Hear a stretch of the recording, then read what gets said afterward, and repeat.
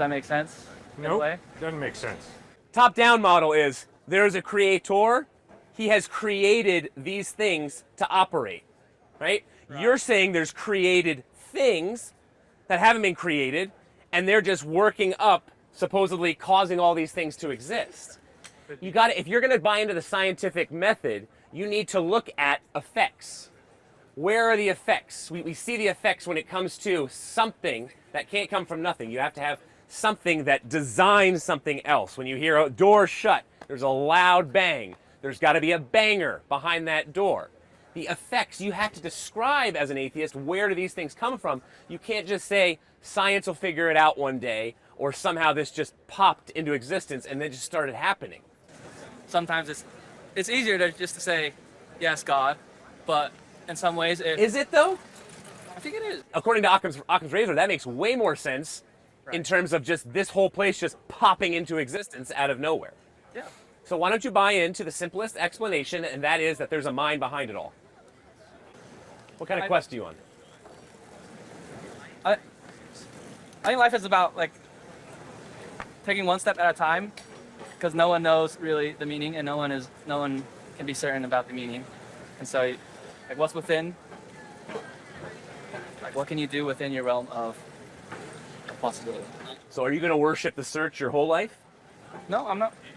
I wouldn't say I'm searching, but you guys are here, so I'm talking. One person came out here and said, oh, you guys have given up. You've just accepted a worldview. You've accepted Jesus Christ. You should be agnostic about everything your entire life. Oh, please, be agnostic about your agnosticism. Please start to recognize that you are the one who've given up. You're taking the easy route, saying, I'm not going to have any convictions. I'm just going to say we have no idea about anything at all. No, you have to take a leap of faith, whether it's to be an atheist, whether it's to be a Christian, a Muslim, a Buddhist. There's going to be faith involved in all of them, but please take that leap eventually. I'd say I'm more agnostic. I mean, there's the possibility that there definitely could be, but I haven't found proof or validation, so I wouldn't call myself a Christian. Think about your experience when it comes to love, when it comes to beauty, when it comes to suffering. Okay. Think about all those things, because I like that you're talking about it's beyond logic, and what makes the most sense out of your experience in life. How does something like atheism answer all those questions? It doesn't. All atheism does is tries to poke hole in logic itself, not the experience. Does there need to be an answer? There needs to be a qualified piece of evidence for something that makes sense of your experience of life. So how do you think through your own identity, your personhood? How do you think through your reason, your consciousness, like we've been talking about? Where did that come from? You got to be thinking through these things, because then you're right.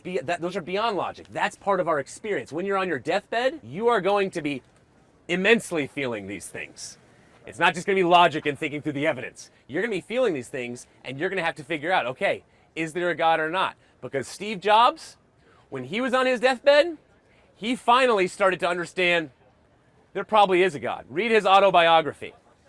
He started off atheist, kind of dabbled in Buddhism, but he got to the point of saying, you know what? All of my life experience and all of my relationships, I really screwed up with my relationships with my family, actually, Steve Jobs said. And yet I don't think all of my experience and work and relationships, there's no way that all can just end with the click of a mouse. And he said that before he died of cancer. That was experience was coming down on top of him, landing on him and saying, wow, God makes the most sense of my life.